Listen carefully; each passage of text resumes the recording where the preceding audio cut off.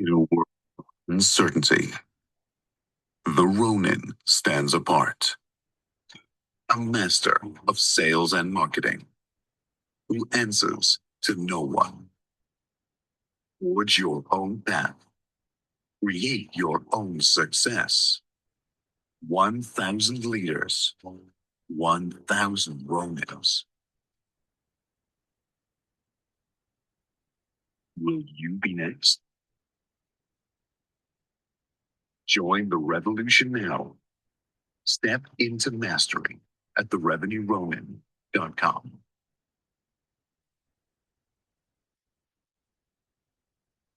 In a world of uncertainty, the Ronin stands apart. A master of sales and marketing who answers to no one. Forge your own path. Create your own success. 1,000 leaders, 1,000 Ronins. Will you be next? Join the revolution now. Step into mastery at therevenueronin.com.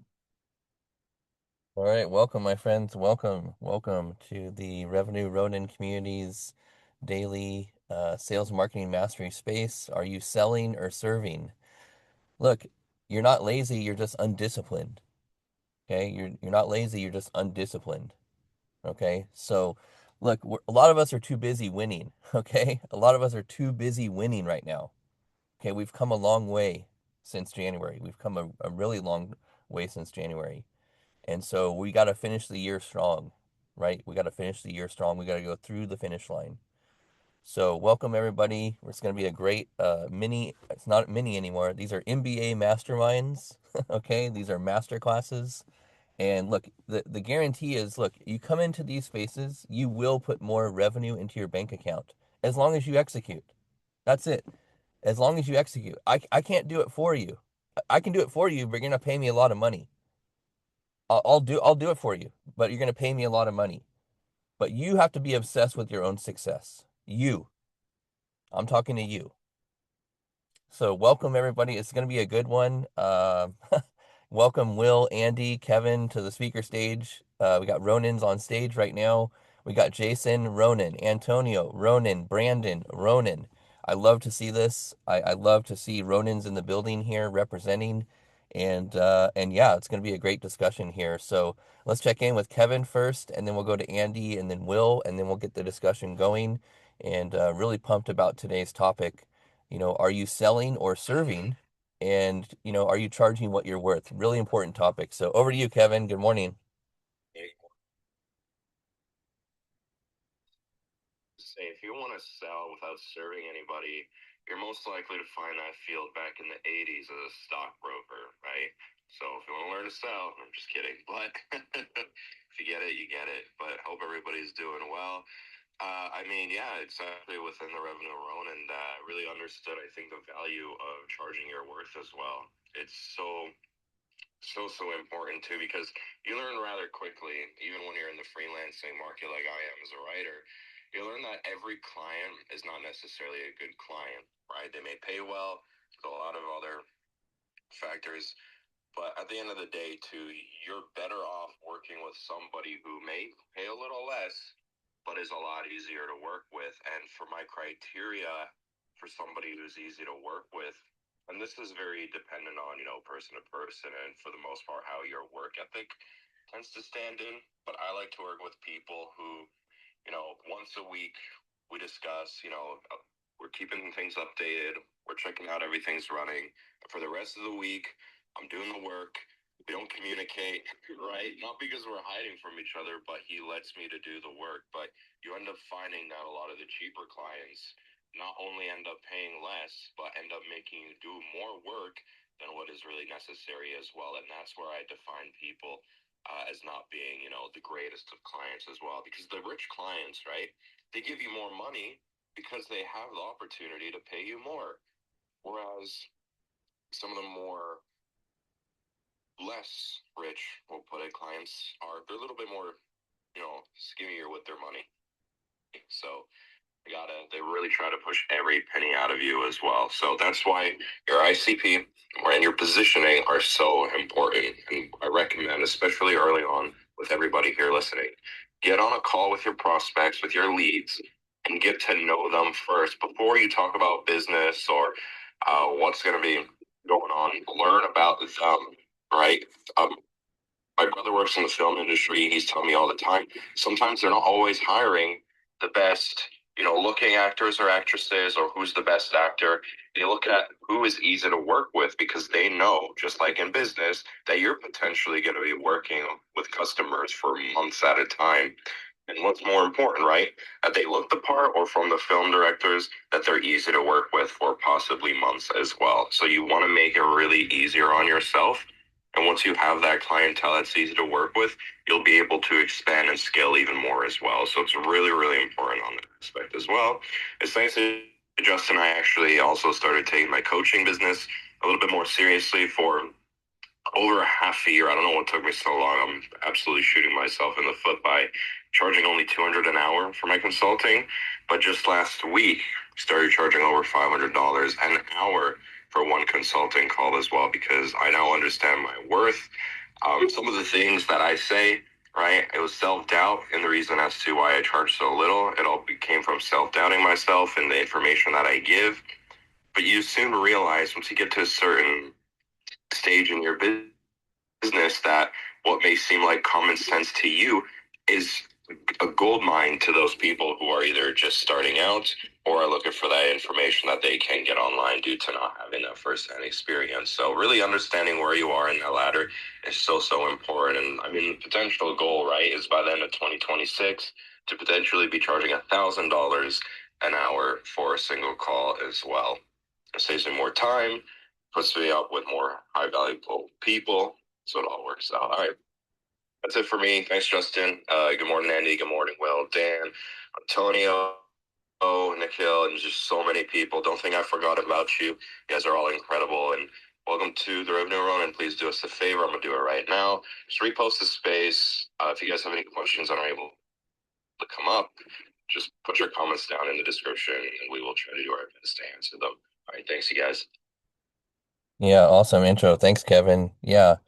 I really love the micromanaging part. Like we got to be cautious about micromanaging. This is why we're ultimately ideally a Ronin, because look, and clients recognize, and even former employer now like recognize, like, I'm not ashamed of who I am and who I'm being, right? Will's gonna love this. Okay. I was very timid before, right? Worked at past employers where I was very scared to share like what I'm doing on the side, my agency, my business, right? Very scared. Now I could care less, right? I could care. I'm really stepping into it. I'm owning it.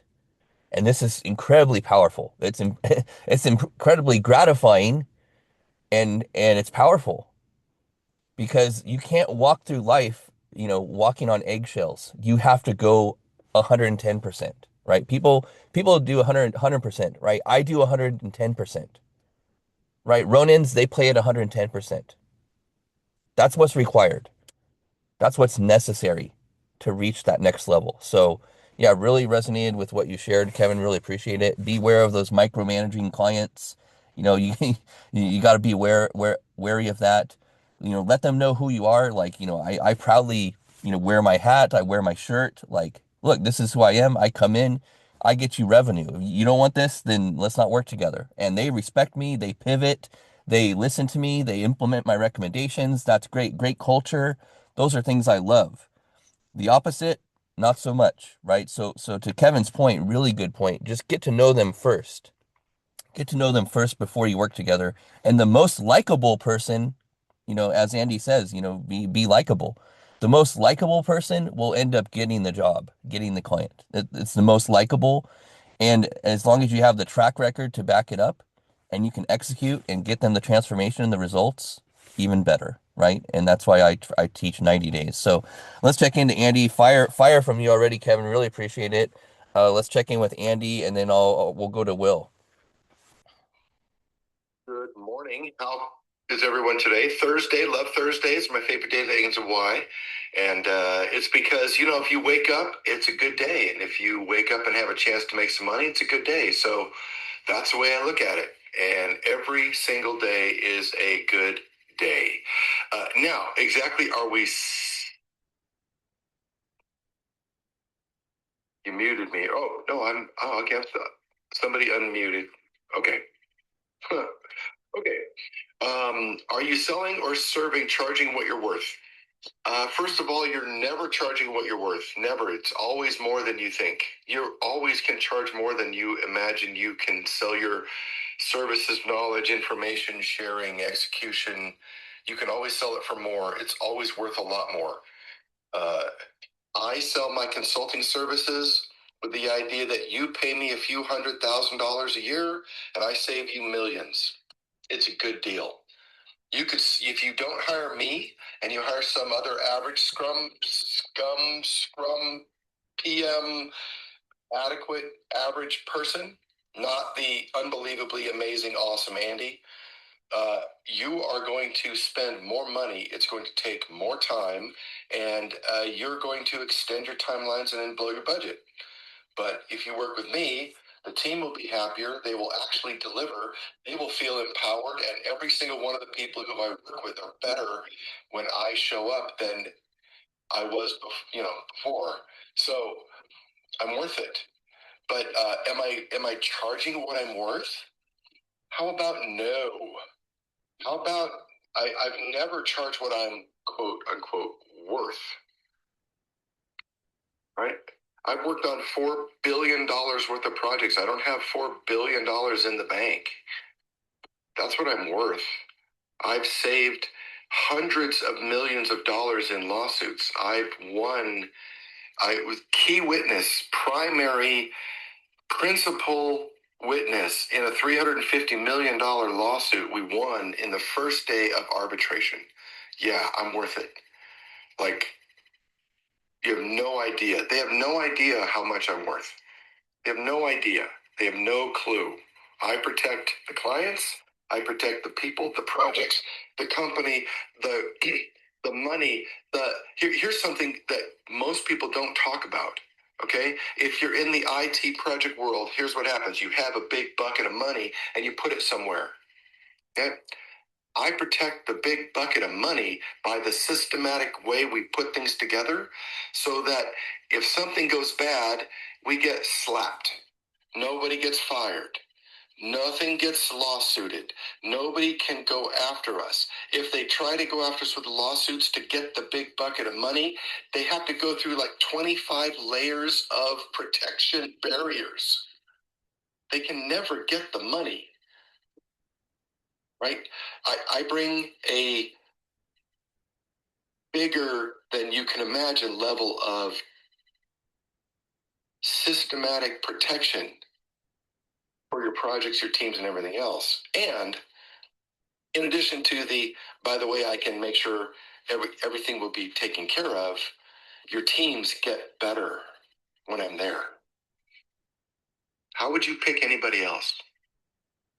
That's how you sell. Value drop, value drop, value drop, value drop, and then you add more value, and then you say, by the way, you haven't even thought of this other value. Here it is. Let me explain it. Value, value, value, value, value, value, value, value, value, value. We'll save you hundreds of millions, and it costs you hundreds of thousands. 10% on the dollar. So yeah, that's how you sell. Because see, when I say it that way, people think, oh God, I have to get him. How much does it cost? I don't know, but we need to protect ourselves from whatever, right? How much do you pay in insurance when you don't need it? I'll give you a dumb example. I paid over $25,000 to $30,000 a year in insurance for healthcare, right? My wife 10 years ago had to go to the hospital once. I'm pretty sure that $350,000 expense that I paid in that case is worth it because we're protecting for any eventuality of some bad thing happening. if you don't position yourself as that kind of level of value, like, you know what, if things go bad, I got it. If things are going sideways, we got it. We have a system for that. Here's how we protect on that. We've already taken care of that 6 months ago. How you charge a lot. That's how you get a lot. But that's also how you establish that blue ocean kind of perspective. There is no consulting company that says what I say, and yet I can prove I've done it for 30 years. That's what you get every day. Yeah, there's a cost for them not going with Andy, right? So our job and Andy's job is to really paint that picture of, look, you can go with other people, but this is, if you want the premium, there's a cost. That's our job, to really paint the picture of, look, what is it going to cost them not going with us?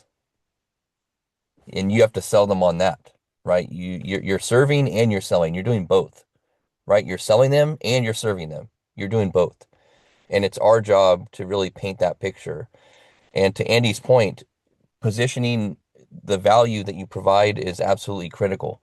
And here's a pro tip for everyone, because this literally has, I think, a 90% close rate when I do this. 90%. Okay, that's like unheard of. Any employer or any prospective client, when I sit in front of them with a PowerPoint presentation in person, it's got to be in person if you can. If you can't, you can just do it over Zoom. But when you have a presentation that's really highlighting who you are, what you do, and the problem that they have, and how you're going to address it and solve it for them. That's it. It's real simple. You highlight those things on a PowerPoint presentation. You demonstrate your communication skills. You demonstrate your confidence and your competence, and 90% close rate for employers and clients. So that's a big pro tip. So hopefully you guys execute on that. It works. And yeah, just positioning as, here's how I'm going to save you money. Here's how I'm going to help you make more money. And essentially, oh, and the planning part, this is absolutely critical. A lot of companies that I talk to, one of the first questions I ask, hey, do you have a marketing plan? And they're like, yeah, I think we had one like 2 years ago or something. Okay, great. Well, one of the first things that I do and I sell them on is like, look, before I even launch a campaign or run an ad, like, we're getting a marketing plan together here, a 90-day plan. It's got to be a 90-day plan, right? So we're not flying blindly. And plans can change after a month, 2 months, 3 months, right?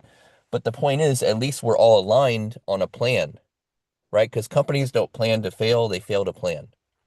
And when you demonstrate your leadership, your expertise by coming in and conducting an assessment, this is what I do. I do a full assessment, an audit. I call it an audit now. And then I come up with the plan, and then we execute the plan.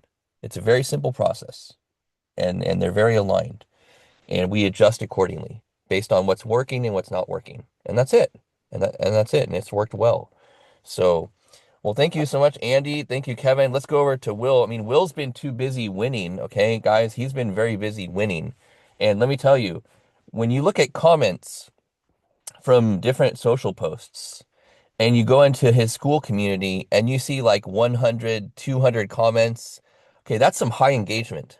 Okay, let me tell you that's some significant engagement. So that is not to be overlooked at all. I want to highlight that, Will. I want to highlight you, because I see the work that you're putting in, the leadership that you're bringing to the table here, and yeah, it's to be acknowledged. So yeah, over to Will, man. Welcome.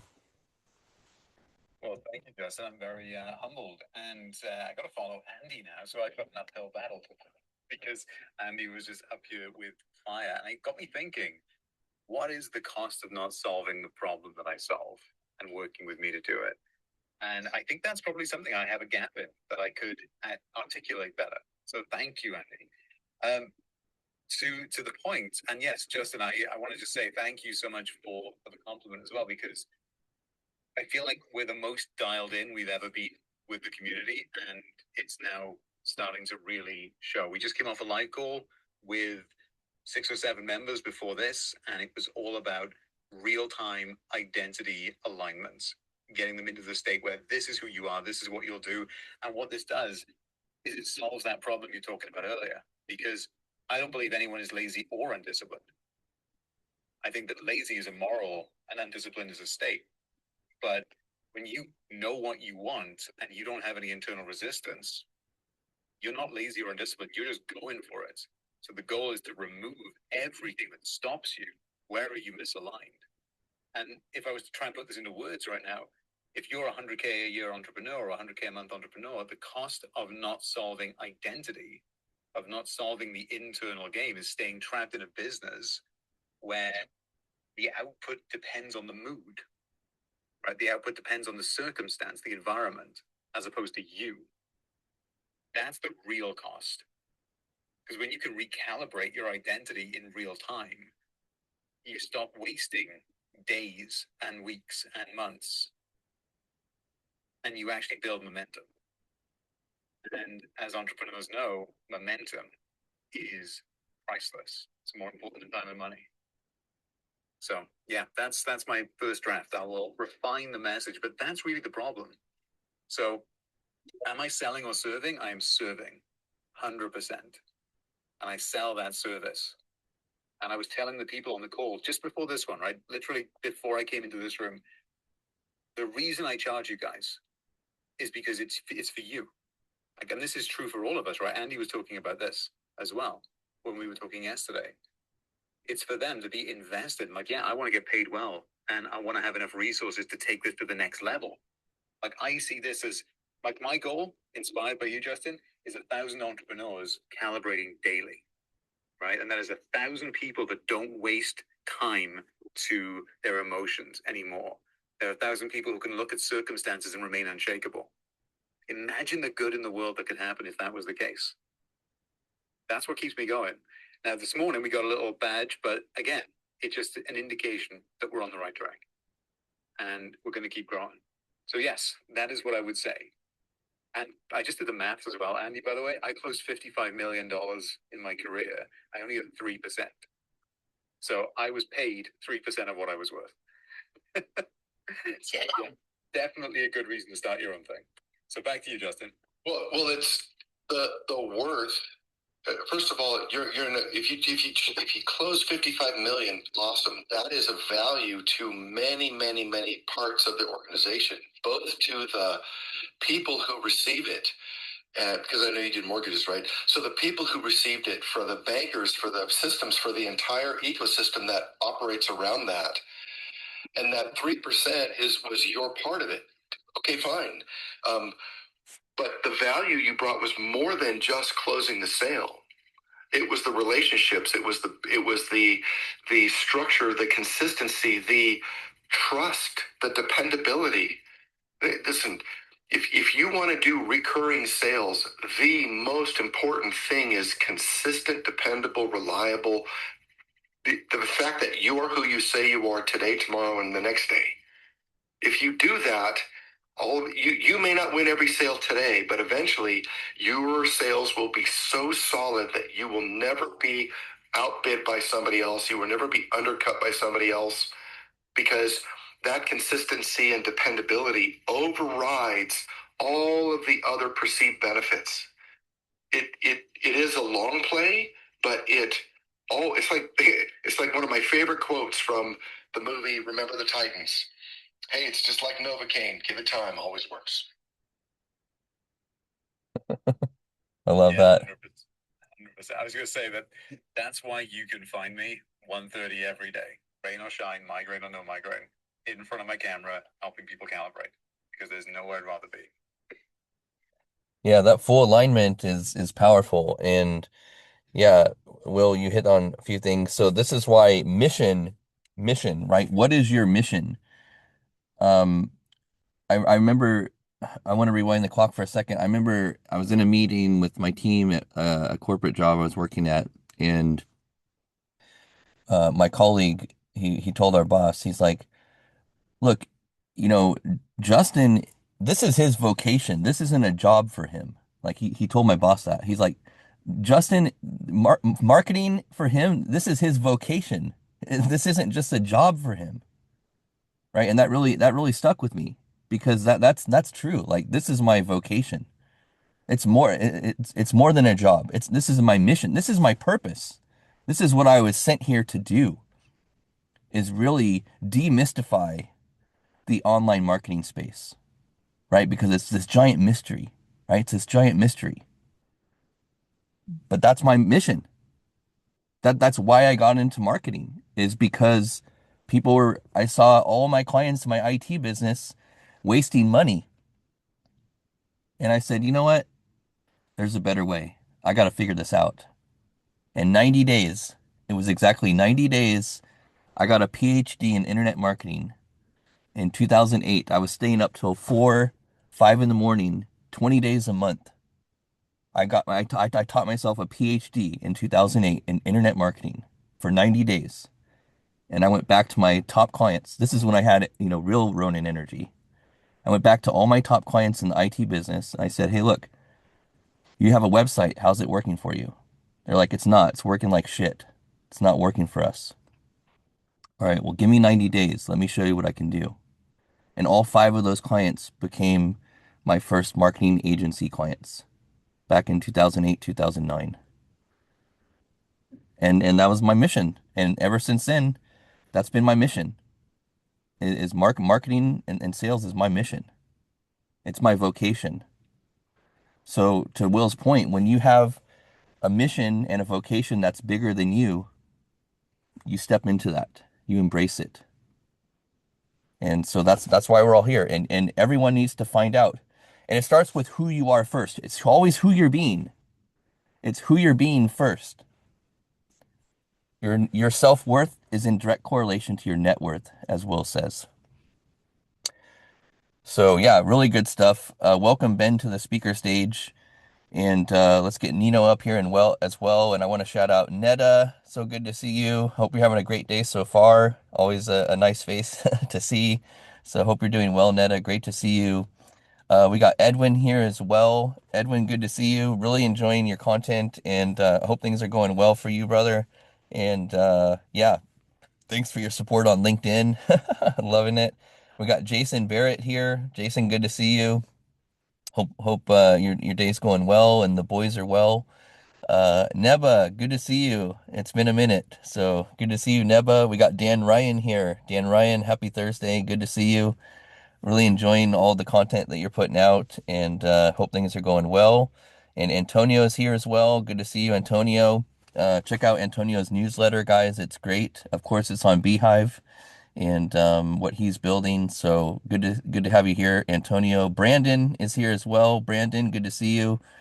I got a call with Will after the space today, so we'll be getting you into the Ronin community on the Buy Me Coffee side. So stay tuned, and we'll get you into the group DM. So thank you, Brandon, for your patience and really great to be connected with you and many others down below. Thanks, guys, for being here. Really appreciate it. And yeah, let's go over to Ben. Ben, how's it going? Hey, Justin, thanks for having me. Things are going okay. I'm a little bit sour. Yesterday, a investor meeting got canceled after we punted it a couple of times. So I was just like, oof. So I could use Will's course at this point in time because we're at 1/75th of our estimated journey for getting all those no's that we need to get for the appropriate yes for investment. So yeah, aside from that, everything's going good. Team's happy. We're putting together a co-founder agreement and really chugging forward. So things are good. How are you doing, Justin? Yeah, no, I'd love to see the pivot, Ben. Like, I wanted to acknowledge you publicly here. So, Ben's been building, I've been connected with him for many months here on this platform. And to see your growth, Ben, and your resilience and your relentless nature is commendable. And yeah, like just stay the course and you got to adapt. You got to be very adaptable to market conditions, and that's exactly what you're doing. So and really, yes, tapping into not only potential users, prospects, but also investors, I think is a good route. And yeah, you're going to get a lot of no's to get to that yes. Believe me, believe me. But yeah, my day is going good. Doing a lot believe it or not, there's a trend right now with a lot of the client work that I'm doing is they don't have the proper tracking in place for campaigns. Okay? No. Yeah, they're Should jump in here for a sec, but nobody tracks as well as they should, especially, okay, so if you look at organizational maturity models, a 0 is we do everything we want. The founder tells us to do something, everybody does it. Level 2 is we have some processes in place. Level 1 is we have some process in place. Level 2, we have some way of taking things and forcing people to use the process. Level 3 is we require people to use the process, so we have a way of changing the process. Level 4 is we use the process to determine if we should do more processes. And level 5, which by the way I've never ever seen, not the SEALs, not anybody in the military, they get close, but I've never seen a level 5 organization where it's we do things so effectively we can do the analysis and determine if we're going to be successful or not, and we kill the projects before we spend the money. I don't know anybody who does that, but most organizations are 0s. They're not even a level 1. They don't even have specific processes.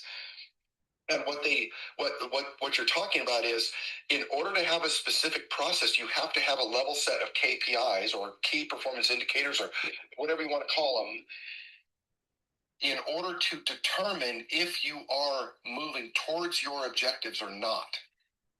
Right? That's the first step. That is that you want to be the CEO. That is the very first thing that you need to establish in any organization, in yourself, in your own life, in whatever. And that is just start tracking stuff. You don't need to do any actions on it. Just start tracking. How much is in your bank account? How much do you weigh? How many push-ups did you do?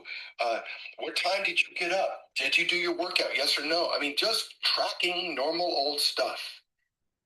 You start tracking it consistently, you will see the patterns and you will automatically go, ew, I need to fix that. When you decide to fix things, you are now a level 1 organization. Until then, you are less than a 0, right? You're less than 1. And anyway, yes, tracking things critical, and nobody does it. Nobody does it. And everyone who starts to do it thinks they need to do more. And eventually they do it. And even level 3s and 4s organizations, they think we're not tracking enough. We're not tracking the right things. Are we tracking the right stuff? How do we determine? What does it mean? Tracking is critical.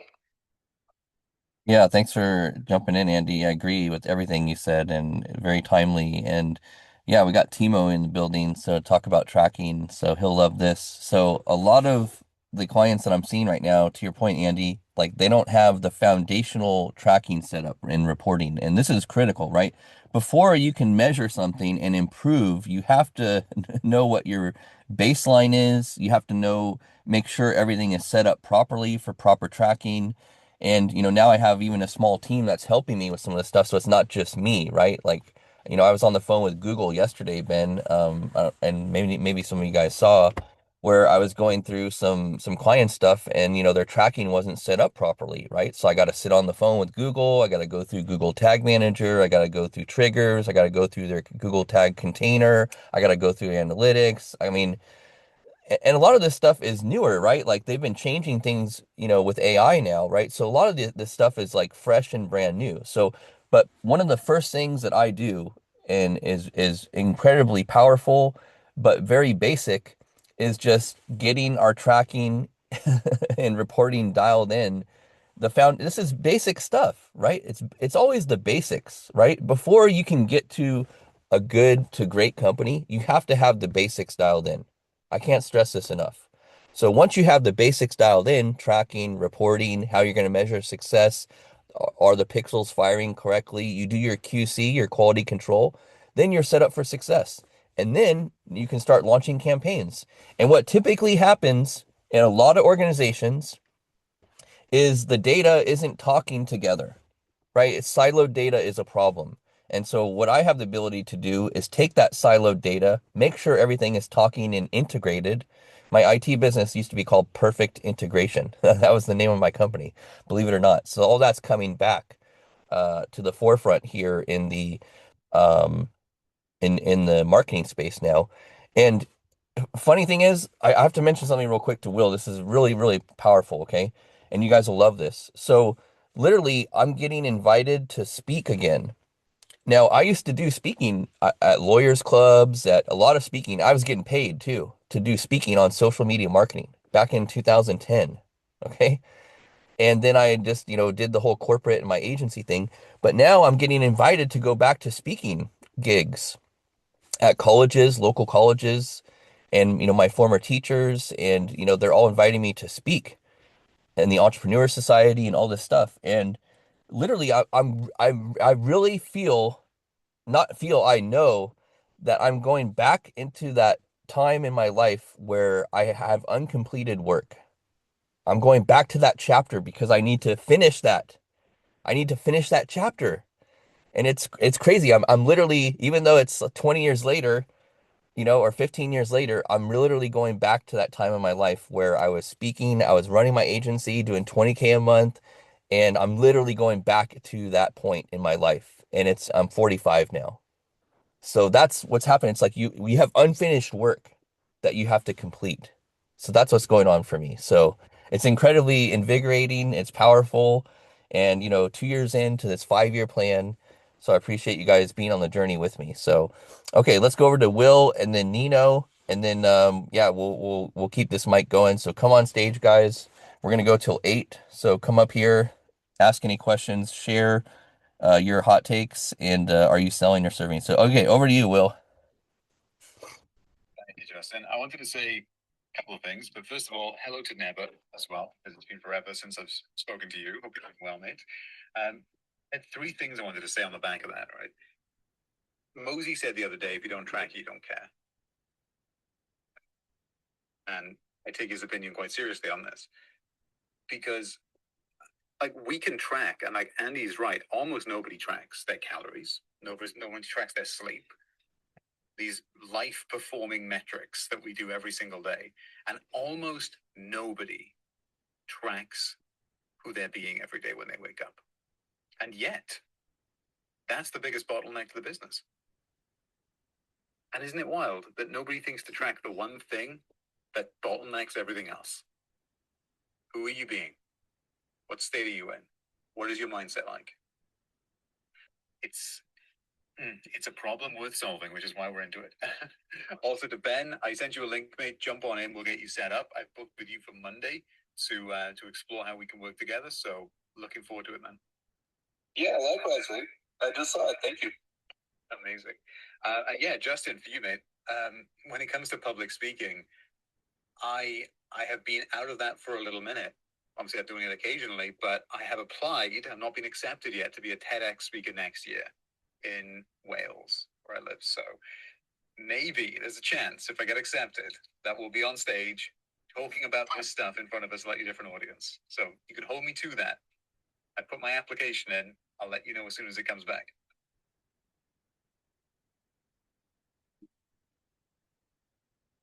Wow, that's good, Will. Yeah, we all have TED Talks in inside of us. So yeah, man, Will, that'd be amazing, man. And yeah, kudos to you, Will, for, and thank you so much for that testimonial. That really, was very powerful. So thank you. And yeah, man, just keep it up. Look, let's work 5 years hard like most people won't, so we can live the rest of our life like most people can't. And that's really what I'm committed to. And you guys are committed to as well. And that's why you're here, right? That's why, we're holding ourselves to a higher standard here, right? And that's what it's all about. So so thank you, Will. And yeah, really looking forward to our call today. And yeah, let's jump over to Nino. Nino, how's it going? Welcome. So right now I'm on my treadmill, but I just wanted to say, thank you, Justin, to you, Kevin, and Andy. You are definitely 3 of the people that I look up to. But I kind of wanted to go back to like what Andy was saying, because what he was talking about is something that I've been doing for a long time, tracking and pivoting, because my time and energy, I don't have time to waste. I'm 55 years old. So these are things that I do almost on the daily, because I don't want to waste my time, and the question to Andy, because one of my cousins who used to work at BlackRock, that's what he does for companies, is tracking, where they're spending time when it comes to the workforce, like, who's wasting time and money. But Andy, why don't people spend more time on trying to figure out what's working and what's not working, and pivoting? Because my thing is, success is never a straight line. So why aren't people doing it? Do they think that it's not important, or is it because it costs money? Why do you think that? Thank you for the floor. Most people in management are intelligent, and most people who are in management and intelligent went through school without having much struggle. So they didn't feel like they needed to build systematic ways of managing things. They are usually very capable of handling 10, 15, 20% more information than everybody else. And so they can overcome the tracking mechanism with memory. And it's just because most people in that position, they are built with that mindset and they have that capacity. They naturally assume, although it's wrong, they naturally assume I'm like this, everyone's like this. That's just false. And you don't learn that until later in life. But the reason is because they never really needed to. I mean, their tracking system is a calendar. I have this meeting here, I've got this meeting here, and Will, I just sent you a note about your calendar stuff in the community. As long as they see the calendar, it triggers all the rest of the information, and they're fine with that, right? But there is a point at which you cannot scale as a human, and they've never reached that. That's the problem. That's just the way it is, right? I'll give you, this is my dumb example where it hit me right square in the nuts, okay? I was on a project where I received an email. I averaged one email every 5 minutes, 24 hours a day for 2.5 years. You cannot possibly have enough time in your life to read every one of those emails. And you try. You will, because you think you're smart, and you're not. And you will have to come up with a system to deal with it, because you cannot keep up. You might be able to keep up each day, but you cannot keep up if you leave on a Friday at 5 o'clock and you come back Monday morning at 8 o'clock and there's 3 days worth of emails, and you spend 1 minute on each email for just the time from when you left until you came back to work that weekend. It's 10 hours at 1 minute a piece. You can't do it. You cannot do it. So you have to figure out a different way. And that's why. The truth is, they think they're smart and they can handle it, but not everybody in the organization can. But they can only handle it for themselves. They can't handle it for this and the compliance and the legal and the finance and the acquisitions and the communication teams and the plans and the fulfillment and the HR problems and the hiring. They can't do it with everything. And so the only time they build it to that point is when they get overwhelmed to the point where they go, I can't do this. What the hell do I do? That's when they begin. That's when they need it the most. And that's a human nature, right? We don't really study till we get to the end and we have the test. It's tomorrow morning. And like right now, if you have an 8 o'clock deadline for your newsletter, there's a whole bunch of people who are writing them right now. And they'll publish them and they'll be sent out. It's human nature. That's why we have deadlines. That's why we have bells. That's why we have timelines. That's why we have monthly things. That's why we have, because it's one of the things we as humans need reinforcement on. That's why. Yeah, good. Thank you, Andy. Yeah, good stuff, Andy. Go ahead, Nino. Yeah. No, I just wanted to thank them. So obviously, it's very important that you have a solid team, right? And I'm not saying that you need 10 or 15 people. I just think that you need like maybe 2 or 3, because times are different. Especially when it comes to like me as a man. I have a lot of responsibility. So even though I'm building from the here I am at 55, when it comes to my health and wellness, that I know I can't do this by myself because I've been there, right? I've been on this platform now for 4 years. So when it comes to this topic, the title, charging people, sometimes charging people could just be time because they're helping me and I'm helping them. So to me, when it comes to this, guys, it's value. They bring in value into what I'm building, and then also am I bringing value to that? Once again, Andy, thank you for everything that you shared, and Justin. Yeah, good stuff, Nino. And I'll just add on, and thank you, Andy. So I'll just add on, look, there's three things that you need to focus on. This is the framework. John Carlos would love this, and we're all into frameworks for 2026. That's one of the keywords. So people, process, and systems. This is the framework. People, process, and systems. So notice, typically people will start with the tech first, and that's completely wrong.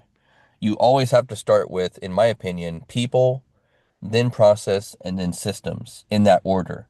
And when you try to mess up with that order, you're gonna have challenges. You're gonna have friction, and you're not setting yourself up and your team up for success. That's number one. Number two is, and this, is playing out right now with one of my clients. They have good people, they have decent processes, but their systems are broken, right? So I'm fixing the systems, right? That's great. They have people, they have some basic processes we can help them improve, and then their systems are broken, right? There's no conversion tracking, like all these things need to get, the CRM system has to get properly integrated with Google Ads and Facebook ads and their CRM and their phone system, and all this stuff has to get integrated, right? So then once we solve that problem, they already have the people, we improve the processes, and then their systems are dialed in and they're locked in, and then we can run ads and scale and properly track things.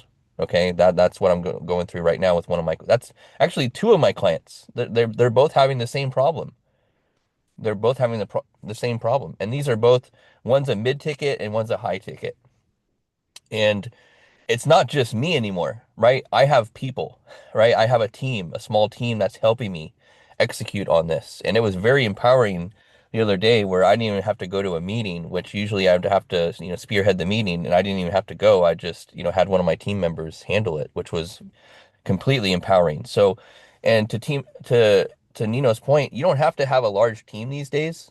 I just personally have a VA and then a small tech team, and that's it. Like I don't have a big team, and I can easily scale to 20, 30, 40K a month with just a very small team.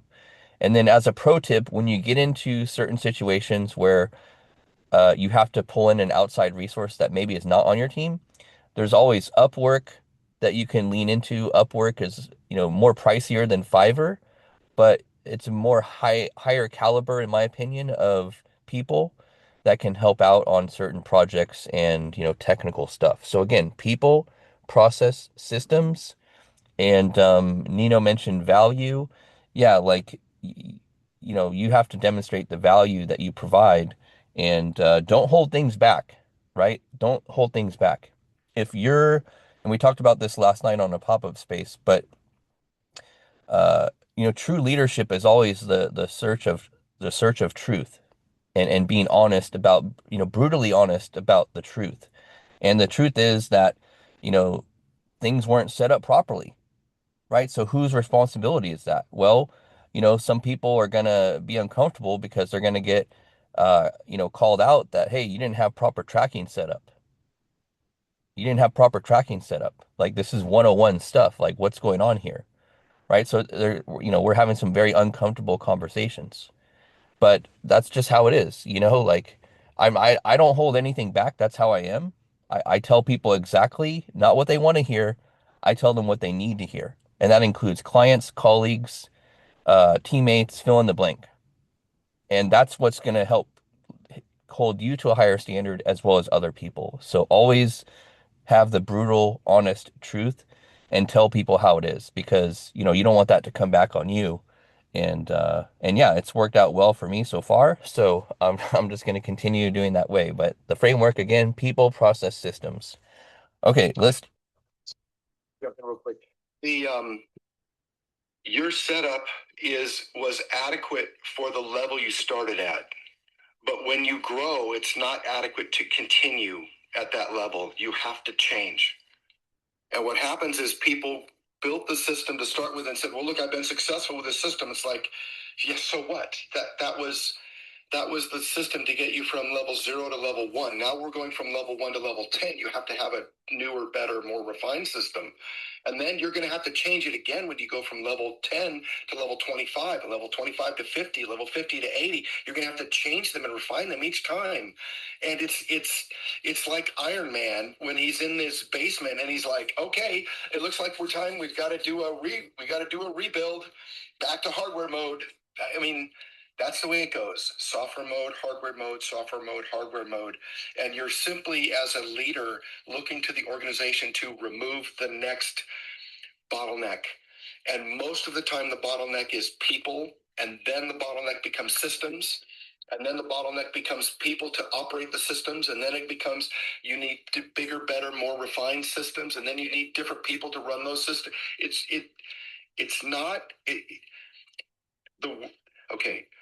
The world has treated business and life like school to our detriment.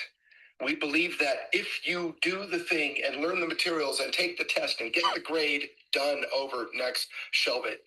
It's not the way it works. That's just not the way anything works.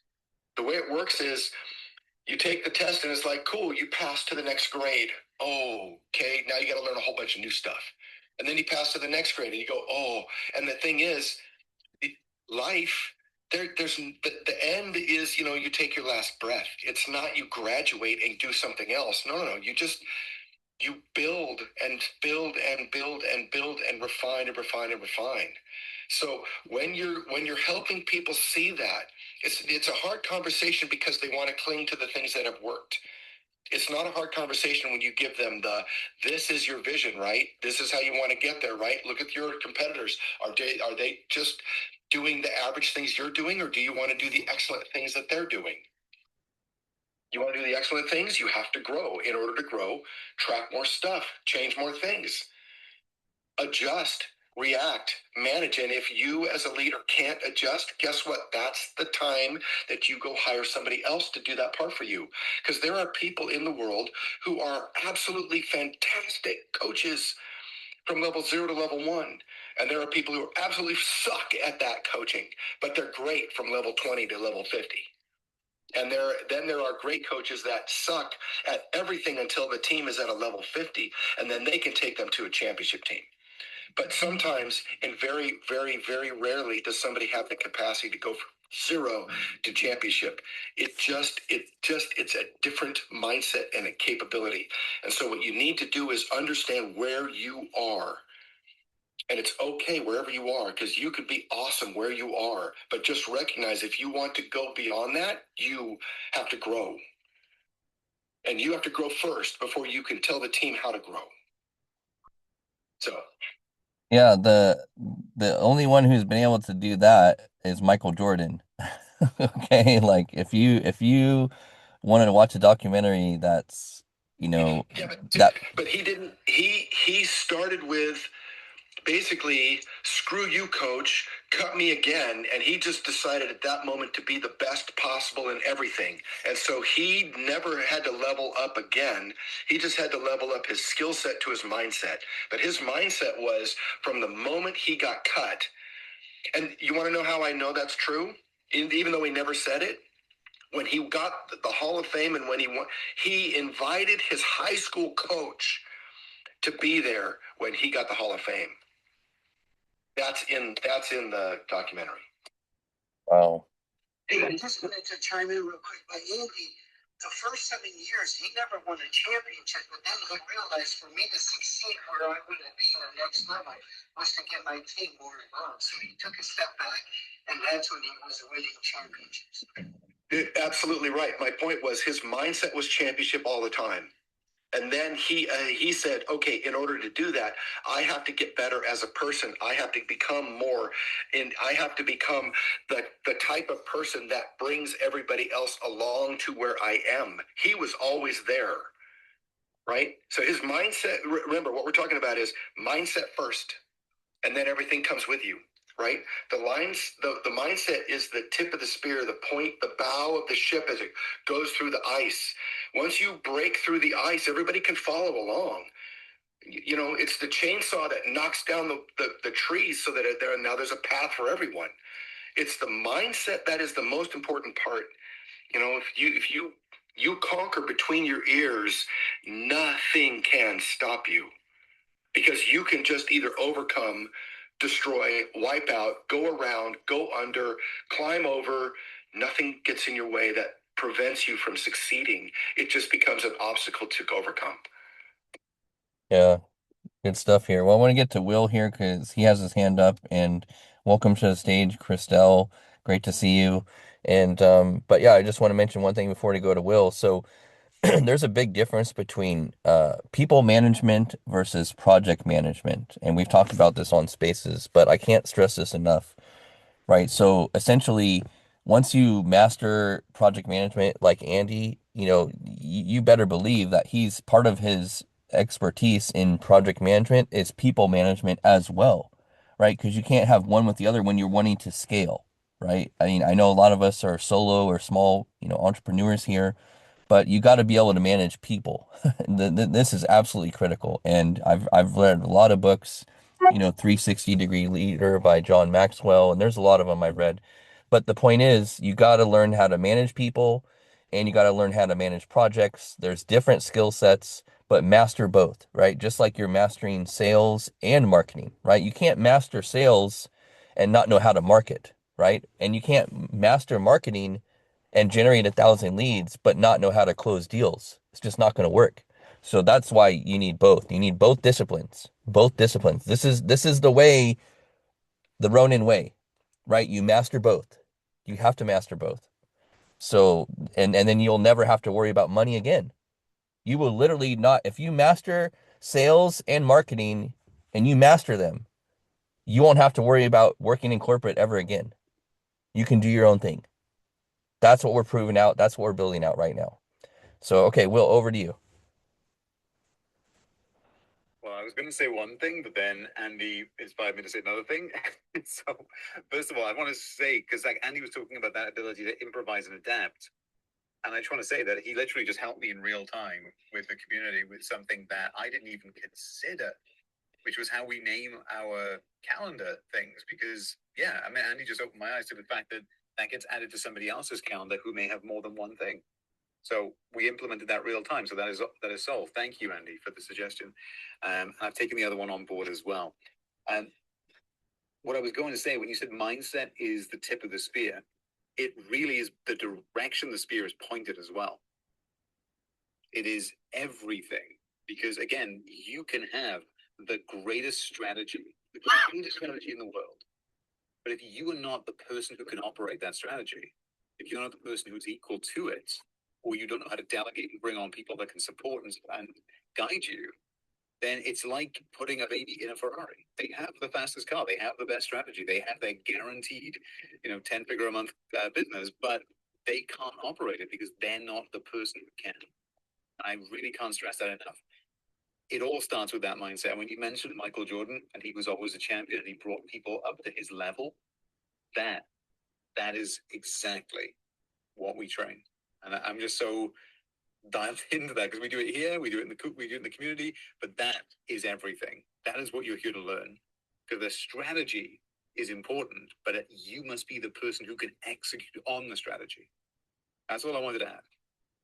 Yeah, and I'll add on. So beware of going enthusiastically in the wrong direction, in the wrong action. Okay, like I've been here. I've seen this play out for a lot of people, clients, students, community members. Like they're going enthusiastically in the wrong direction, myself included sometimes. So the point is, and look, you can change direction, but you have to give it a little bit enough time for things to simmer, right? It's momentum, right? So you can't expect to uh and this is why 90 days is a sweet spot, but also if you zoom out for a second and you look at 5-year plans, right? 5-year plans. So you may be going down one direction, and then you're like, oh wow, you know what? Like I gotta, recalibrate here. I gotta change my direction. So just be cautious of going enthusiastically in the wrong direction with the wrong action, the wrong strategy, because it does happen. So, and how you can avoid that is checking in with others, checking in with your clients, checking in with other team members, right? Like, hey, and people that are, way above your level, right? If they're doing, 10 million a year, 20 million a year, and they're like some form of mentor, like, and usually it's one thing, right? It's one thing. They pay a lot of money to get one piece of advice. And you notice this is a big trend about successful people is they usually just learn that one thing or that one shift. It's not a whole thing of slew of things, action items, strategies, tactics. No, it's usually one or two things. That's what we call in business the critical success factors. What are the one or two critical success factors that you can, and those levers that you can pull that can have massive impact? Always be on the lookout for those. And usually it's, some pretty basic things, right? When Alex Hermosi talked to Grant Cardone and he's like, oh, how much are you posting a day on social media? Oh, I'm posting like 5 times a day. It's like, you got to do 50 posts a day. Oh, okay, got it. He paid like 40 grand for that or whatever. So the point is, it was one thing. It was one thing. He paid 40 grand for 140 grand. I don't know how much. But the point is, it's usually one or two things. But you got to give. It was $120,000 for the 4 hours, and he said he figured it out in the first 5 minutes. How much you posting to that? You want to know how much Alex posts a day now? 300 pieces of content a day on a whole bunch of channels, right? But a lot. Right? He's got a podcast. He's got Instagram, TikTok. He's got multiple channels on Instagram, multiple channels. A lot. And if we want to keep up with or be the same as, we have to figure out systems to create that kind of thing. Maybe you don't need 300 a day. Okay, fine. But you need something. And if you have something, you have to have a system and a systematic approach to saying, this is what we're going to talk about. This is what we're going to do. This is how we're going to produce it. This is where it's going to go. This is what works on each one of the platforms. Here's how we're going to get there. So you can start with, here's what I want at the end and back into it, and then determine how much you can or can't do. Yeah, and the last thing I want to add here, based on Will's point, so beware of going enthusiastically in the wrong direction, and then bet on the jockey and the horse. Okay, so horse racing is a perfect analogy here. I love horse racing because it's always like that's what entrepreneurs are essentially is they're long shots at the horse races, right? Because the odds are stacked against us. If you look at the data, you look at the numbers, right? It's stacked against you, but that's okay. We don't give up. We don't stop. We keep going, and occasionally those long shots come in, right? They pay big money. Why? Because they were the underdog.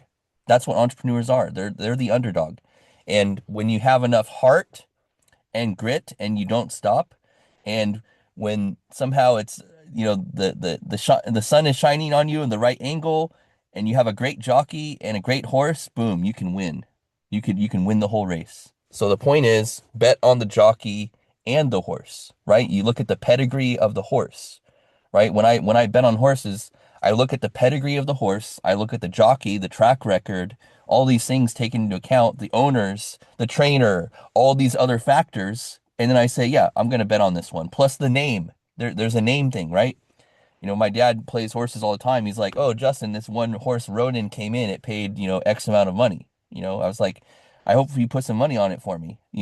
So it's like that's how it works. So bet on the jockey and the horse. Okay, so yeah, we're gonna get to final word here, guys. But yeah, go for it, Christelle. Welcome, welcome. Hi, I love this. I've been working, for clients. So you give us excusal, right, for showing up late, as long as we are meeting with clients or doing client work. Well, today is project finalization day for the big client that you all helped me out so much with.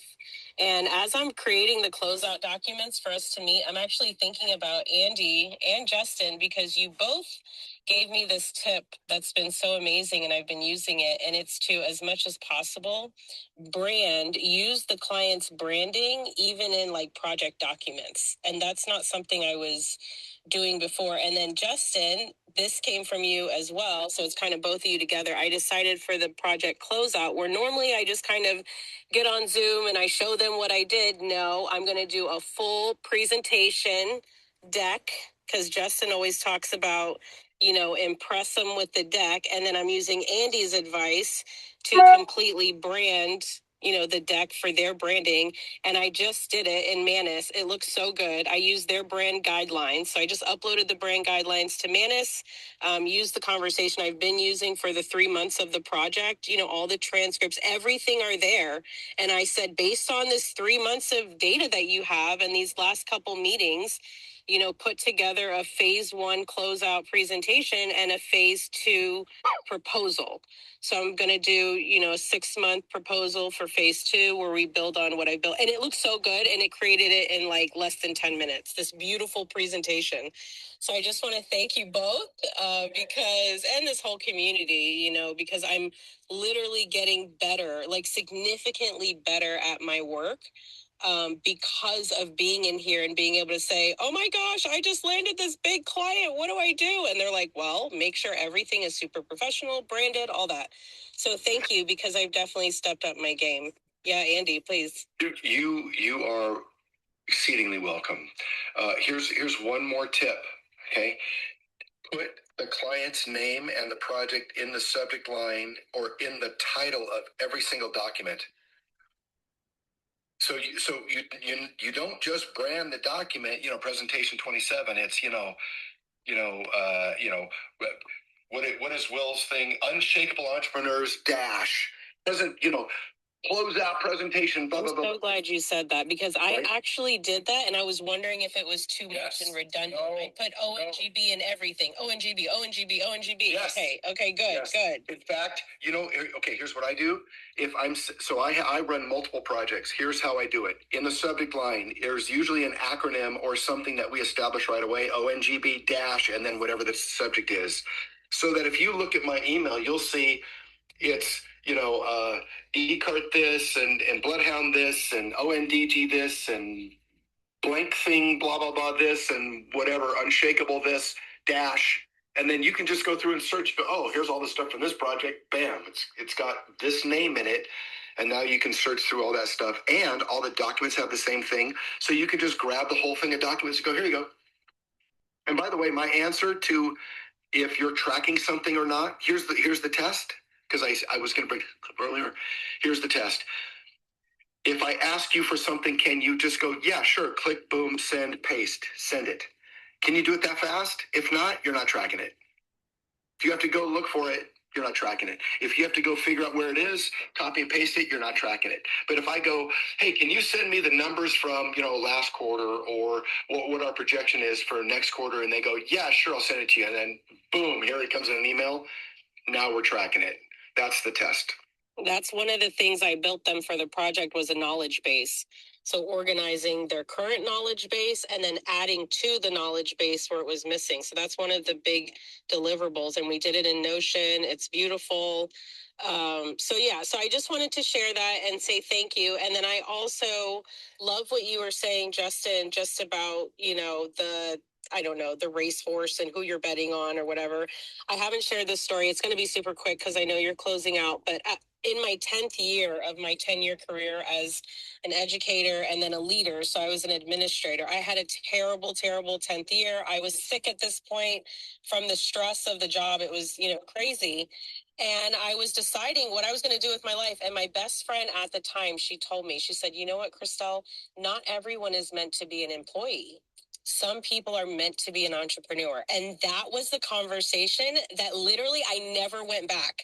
It was like sometimes the message comes and it's from God. It's the answer to your prayer. And especially when it comes like through someone you care about. So I left my 10-year career after that.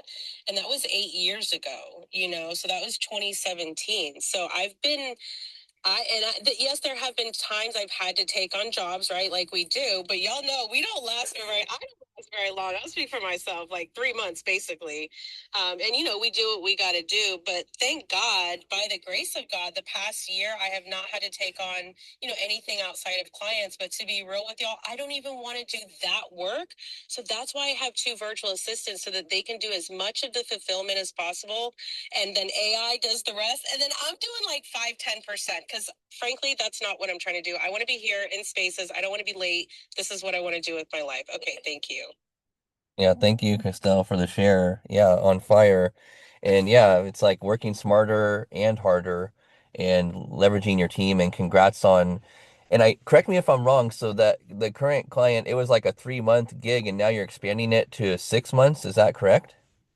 I'm expanding it to 6 months, but taking off the co-founder part. Like, she's just not ready. I'm not ready to be a co-founder for where she is, and she's not ready for one, in my opinion. However, the contract is through her nonprofit. That's how I got paid, right? To do a project with a nonprofit. So phase 2 is just, I want to build on what we did in phase 1. I don't want to have anything to do with development meetings or anything like that. Get me away. I never thought I'd want to run so far away from an AI tool. But when you know what we know, you can't watch it be built like it is. And if she's not willing to do it the way that I'm recommending, I can't be a part of it at all. But I can absolutely be a part of her lovely nonprofit. I love it. Yeah, I love it. Own it, step into it, and yeah, I mean it's really just a choice. And you notice how, you got to look out for, we have to look out for ourselves first, right? Like Christelle sees the writing on the wall. We've talked about it. And yeah, like you got to look out for yourself first, especially if you're going to have any sustainable growth, right? You don't want to be locked down in situations and environments that are going to be disempowering of your superpower. Okay, I've been there. Did 3 months, Justin. Like, we talk about that all the time. 3 months, 3 months. And it's like, trust me, y'all, it's like dating. That's how long it takes to really start to figure out if this is someone you want to work with. Okay. In the beginning, I liked her so much, and I still do, but I would have been like, yeah, a year, because I was just so enthusiastic and excited. But I know better now. So 3 months, do not overcommit. Okay, that's it. Yeah, love it. Yeah, thanks, Christelle. Keep up the great work. And yeah, thanks for tapping in here.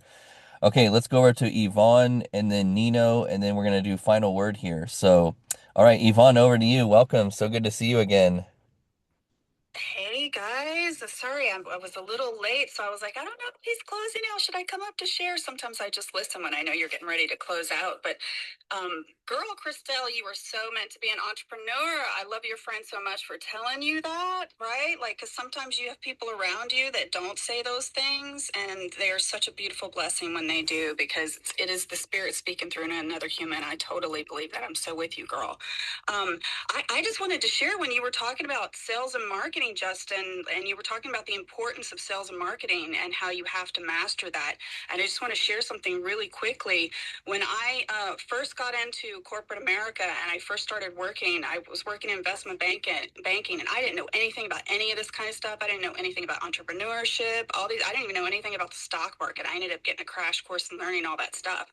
But as I continued to expand in my career and level up with the positions that I was getting, I ended up working in the C-suite, working with a lot of other senior executives, with the CEO's office specifically, and stuff like that. And one of the things that I'll never forget that I learned, because I know a lot of people can be uncomfortable with sales, right? Especially if you haven't done it first. I mean, I literally threw myself into a job that was full commission sales, just to challenge myself and, feel the fear and do it anyway, so that I could see what would happen. And I recommend anybody who hasn't done that, especially if you want to be an entrepreneur, you have to do sales. But the biggest lesson that I learned that was really interesting is so many other people who were like assistants or like regular office workers, and so many times they see the C executives or people who have offices, and you're like, oh, I want to have an office, or God, I want to have that big career and that big house and all those kind of things. And they don't realize, and this was such a shock for me, but it was so educational, that's why I wanted to share it, that every single one of those people in that office is doing sales. Like, even if they're a lawyer and they're a partner in the law firm or an associate or something like that, people don't realize, do you think, oh, you're just, because anybody else who's regularly working in the office is kind of like the worker bee, just doing the day-to-day tasks and doing the work in like the assistant work or anything like that. But they're not bringing in money. They're not closing deals. They're not bringing in new clients. Even in law firms, even though they go to law school, they have to bring in their own clients, especially if you want to become a partner, if you want to become a senior partner, a managing partner. And that's part of sales. And that's part of putting yourself in that uncomfortable position. All the people who made the most money and made like millions of dollars in their particular I'm trying to think of the word for, in their particular sector of that business, we're all in sales. And that was such a shock and an eye-opening thing for me, because I remember I used to be like, well, how come there's a cap on like assistant, or office manager positions and things like that? And it's because those are only administration, because you're not bringing in business, you're not doing sales. If you really want to make big money, whether you're working for a company or working for yourself, it is absolutely necessary in order to bring in more money and get to the level, if you want to be a millionaire, multimillionaire, or whatever your deal is, even $250,000 a year, you have to do sales. And so many people that are in other positions that are starting out do not realize that. And that's why these spaces are so valuable. Yeah, thank you, Yvonne. So good to have your energy here today. And yeah, that's the brutal, honest truth is if you're a founder and you're going to be an entrepreneur, like you got to embrace sales. And even if you have a product or service, like you have to, before you can train other people to sell what you do, you have to be able to sell it yourself. That's number one, right? In any business I've been in, I was always the top producer. And in some of my marketing roles, guess what? I had to get on the phone and help out the sales team, right? So I had to do high ticket sales. I had to do high ticket closing. It's like you do whatever it takes, right? You do whatever it takes to win. That's the mindset, right? That's the mindset. So and yeah, it's a skill set. It's one of the best skill sets, and we're always selling ourselves first, right? So yeah, love those points, Yvonne. Really, really great to have you here again. And yeah, let's get to these final hands here, and then I got to wrap up, guys. So we'll go to Nino, and then Will, and then Karada, and then Andy and Kevin, and then just keep it to like a minute, guys, if you can, because I got to wrap up here. But yeah, thanks again, Yvonne. Okay, over to you, Nino. Hey, first of all, I was going to keep it to a minute. Anyways, Yvonne, good to see you. She's definitely someone that I look up to and learn a lot from her. But I wanted to go back to Christelle when she was talking about these documents. One of the things that I used to do with my clients when I was in corporate is OCRing the documents, optimal character recognition. And what it does with those documents, you can literally put someone's name or company's name, and that document will come up right to your screen, and then you can send it out as an email. This is all digitized. That's something that I would do to make life a little bit easier, or even digital bait numbering, where you can tell like document 83, you can make notes. It's just to make the life a little bit easier once you start getting bigger and you have all these documents. So that's pretty much what I wanted to say. And once again, Justin, Kevin, and Andy, thank you for being so consistent with these spaces, and have a great day. Yeah, thank you, Nino. Yeah, keep up the great work you're doing, man. Big fan, and glad to hear you're back on the treadmill. I got to get back on my workout schedule soon. I was on vacation, then I got sick, and then so now I'm finally getting better here. I'm almost 100%, and so I'm gonna start hitting it hard. We'll start easing into it next week and start getting there. So For me, it's the consistency, just doing it every day. It's not about, for me anyways, to do it hard. It's just doing it every day. Thank you. yeah, thank you. It's all about that habit. All right, awesome. Okay, Will, over to you, man. Let's get your final word, and then we'll go to Karada after, and then Andy and Kevin. Absolutely, man. Well, Nino just nailed it. It is not about what you do one day of the month. It's about what you do every day, because that's who you are. And that's really what separates those that actually are showing up from those that aren't. And tracking, as we mentioned earlier on, I just want to come back to that, is so vital. Because I use and I'll share this with everyone in the space now. I use a simple 3-step loop every day with everyone in the community. Declare, embody, integrate. Declare, this is who I am. Embody, because this is who I am, I will do this one physical binary action. And that means this is who I am. It's a proof log. It's a proof loop. It teaches you who you are, but it only works if you do it every day. You can't work out one day a month for 20 hours and expect results. You have to work out in 1 hour every day, and then the results are inevitable. So who you are being is everything. So yeah, that's my final word. Thank you for the awesome space as always, Justin, and look forward to catching up with you in about an hour. Yeah, sounds good, mate. Yeah, thanks, Will. Yeah, great to have you aboard. And yeah, these spaces are unmissable. Okay, guys, according to Will. So make sure you don't miss. Awesome. All right, Karada, over to you. Final word. Yeah, Justin, but you must bear with me because we have the time zone and you know how it is. Anyways, I'm glad I am catching up the last minute. And I resonate with things that have been said in the space. What Christelle said, what we just said, that you have to keep working at your whatever your project is. For example, I am an entrepreneur right now, but I wasn't always that. I used to be a school teacher, an English teacher, and I was not happy with that job, because I felt like, I'm not going anywhere. My salary is going to be the same for years and years, and I'm going to be frustrated. So I quit. It wasn't easy, but I did quit. My husband encouraged me to quit, and I did.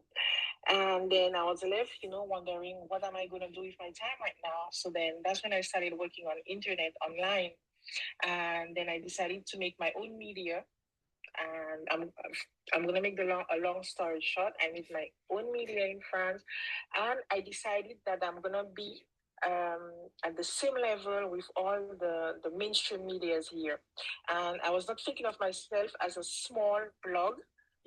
I would just do like I didn't have a lot on the blog at the beginning, but I didn't have the attitude of someone who was starting.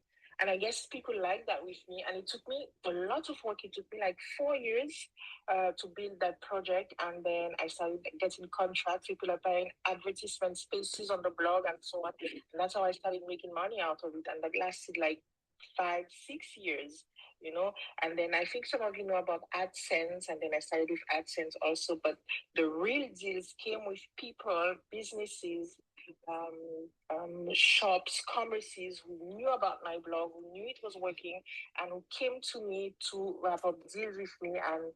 And at a certain time, things were going so great. And I said, oh my God, I'm so glad. I'm so glad I left that teaching job where I was miserable. And I'm glad I didn't give up the first year, not the second year, not the third year. It took me like 4 or 5 years. And I'm glad I kept going. I stopped it in 2020 because I wanted to do something else. So voila, this is my story, and I'm glad I caught the last minutes of the space. Wow, thank you. Christelle. Yeah, thank you, Prada. Yeah, man, loved hearing your story and your grit and your resilience. And yeah, there's something with the sweet spot with that like 5 years, right? Like it's always the hardest in that first and second and third year, and then finally you hit that momentum point where it's like, oh wow, you got forward momentum and all the hard work and everything that you've been building starts to make an impact and make a difference and bring in more revenue. And obviously, the B2B side is not to be discounted or overlooked, right? You can always find the B2Bs and they're gems when you find the right one, when you find the right client. And really, my positioning now is, I'm your growth partner, right? I'm not a vendor. I'm not a consultant. I'm not a marketer. I'm not a CMO. I'm your growth partner. So that positioning is powerful. So make sure on the B2B side, you find potential clients to offer your high ticket, your high income skills to, and position yourself as, a growth partner or media partner, right? A media partner. Like you said, we're all media companies, right? Like Karada hit the nail on the head. We're all media companies now, right? Karada is a media company. Andy is a media company. Kevin's a media company. Yvonne's a media company. We're all media companies now. Like that's the way you need to think. because that's where we're at. Like, this is social media, right? Like, we're media companies. So yeah, great stuff, Karada. Big fan of your blog, and keep an eye out for some stuff that I'm going to be promoting Karada on my upcoming newsletter. So thank you for sending me that over, and my VA is getting that dialed in. So my virtual assistant. So yeah, thank you again, Karada, for being here. Okay, let's go to Andy. Final word. Justin, thanks for having these morning spaces. Appreciate you. Even though every time we say we're going to go from 6:45 to 7:45 and we go into 8 o'clock, I'm always having to watch the clock because I have other client work I have to do. But other than that, I appreciate the fact that people show up, that we bring these things, we ask questions, we do that. I like showing up and helping, but I realize that for me, helping is more like just showing you what I'm doing, right? To be the model of what's happening. Some people call that being unfiltered or whatever, but this is behind the scenes. If you come here and you ask a question, I'll give you what I really honestly feel, what I've done, what's been successful, what's not. And if I just tell you what to do, eventually you're going to be like, who the hell is that guy? What does he care, right? But I want you to know that in the startup circle, at least with the leadership and whatever, we are all doing the things we say, right? We're producing the content. We are making the calls. We are doing the DMs. We are building the things. We have some chats in the background. We're constantly working on how do we build better newsletters? How do we make better things? And just as a quick note, I just got approved for Beehive Analytics. And it's very cool. It's in many ways much easier than Google Analytics, but you can see it. So if you are looking for a website to create your blog in order to create the outcome you desire, which is people can find you when they look, Beehive is a great way to do that. It's free. You get a website and a newsletter and a way to collect people's emails all at the same time for free until you get to about 1,000 subscribers, and then you have to pay. But it is a fantastic way to build that type of authenticity and visibility to the world. So the only thing you can own is your audience, and you better have a way to contact them. And this is a great way to do that. So are you selling or serving? You can't sell people without solving their problems. And by solving their problems, you're serving them. That's just the way it is. Thanks again, Justin. Yeah, thank you, Andy. Always a pleasure. And yeah, guys, I'm reminded last year me and Andy met up for dinner in person. So that was a great experience. We broke bread. We had a nice steak dinner. So Andy holds a nice place in my heart. So thank you, Andy, for your friendship and what we're building together here on this journey. So thank you for your commitment and your dedication to the community. All right, Kevin, over. Oh, it's 8. Yeah, it's 8:13 Pacific. Yes. Yeah. So dark on my side. The sun just set. It's 15 minutes past 5 p.m. That's why I was talking about time difference, you see? Well, the important thing is you're here, Karata. That's what's important. And so, yeah, sending a lot of love your way, and thanks for being present here. Your presence is definitely felt, and I love your energy, and thank you. Just a lot of gratitude. So, and yeah, I mean, just make it when you can. Again, we do these daily 6:45 a.m. Pacific. Just put it on your calendar, everyone. 6:45 a.m. Pacific. These rooms are growing. You can see down below, like, we've been at this for a year, Monday through Friday. And so, yeah, we're continuing into 2026, guys. Like, this isn't stopping. We have great momentum going. People building their businesses and their legacies, and we're continuing the cadence in 2026. So, buckle up. We're just, we're warmed up now. Okay, warm ups are over. 2026, it's really scale time. Okay, it's really scale time. So we've had, this growth, and now it's time to scale. And over to you, Kevin. Final word. Yeah, word of the year of 2026 is going to be exponential growth. We've all built our basis and our momentum within the startup circle. And if you're here just looking to start building here, this community is just right for you. This is not a startup circle space, but either way, this community and this, asylum of people that we are a part of as well, we do exactly what we say we're going to do. And I think that's why we've been able to build in the way that we have as well. Just put your head down for a little while, guys. Put in the work, and trust me, with even just a month, you can change your life. I'm not saying you'll make millions in a month. You may not even make any money out of it, but it takes a month to build up those habits. And it's in those habits combined with the time that you put into it that's going to make you successful as well. So focus on your energy balance, your habits, and the consistency. And trust me, everything will fall in place. Thank you, Justin, for this amazing community that you've been able to build as well. I mean, you're a great testimonial of, what's been happening within the startup circle, actually, and just an overall great person. And just an amazing mentor. For you. Awesome. Thanks, Kevin. And yeah, hopefully you enjoyed that little early Christmas gift. So, all right. Thank you so much, Kevin. Really appreciate it. And guys, make sure you check out The Billionaire Mindset, Leave It All to God, written by Karada. It's on Amazon. You guys, you should check that out. So she's an author as well. And thank you, Karada.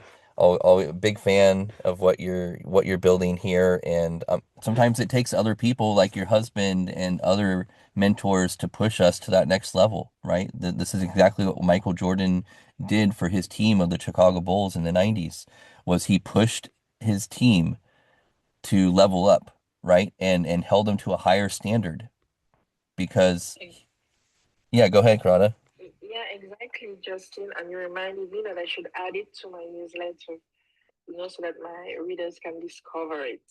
Thank you, thank you, thank you. You got it. And yeah, you're right. Thanks to him. I mean, he was the one pushing me and telling me that I don't have to feel so sad about quitting. It's not quitting, it's discovering myself by doing something else. And it wasn't very easy because you have to think you have a family, you had an income, and blah, blah, blah. But the fact that you have someone who stands by you and who pushes you and who encourages you to go further in your journey, life is not static. You don't have to stay all your life doing one thing. So the fact that you have someone next to you, pushing you, encouraging you, makes all the difference. Amen to that. And the final quote I'll say here is it's not easy, but it's necessary and it's required because it's who you are. Once again, it's not easy, but it's necessary and required because it's who we are. And Will love that one. So you guys can mark it down.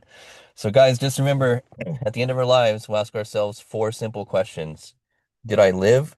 Did I love? Did I matter? And did I make a difference? And until next time, keep making a difference. Build that mind, build that body, build that business, build that bank account, but most importantly, build that legacy. So stay hungry and stay humble. We'll see you guys at the top. And if you want to keep growing, make sure you check out the Revenue Ronin.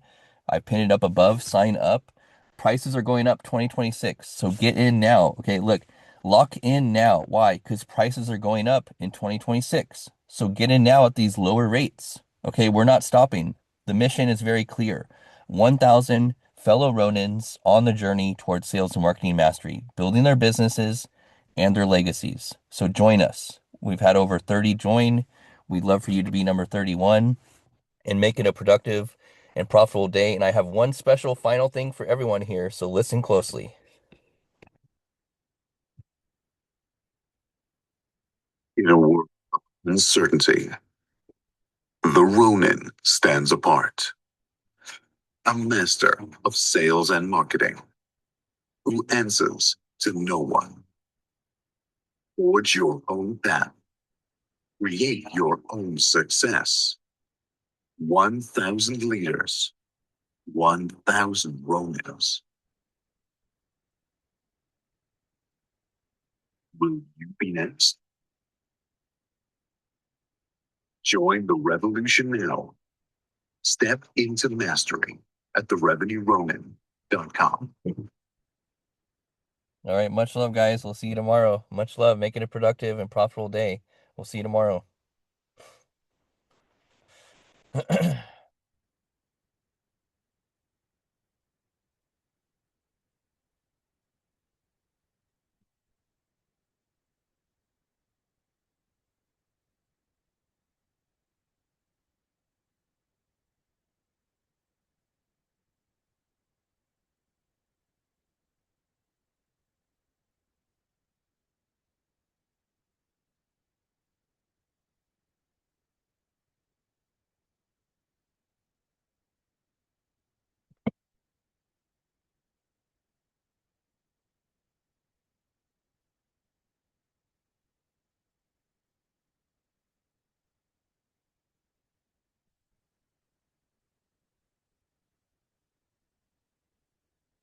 Life.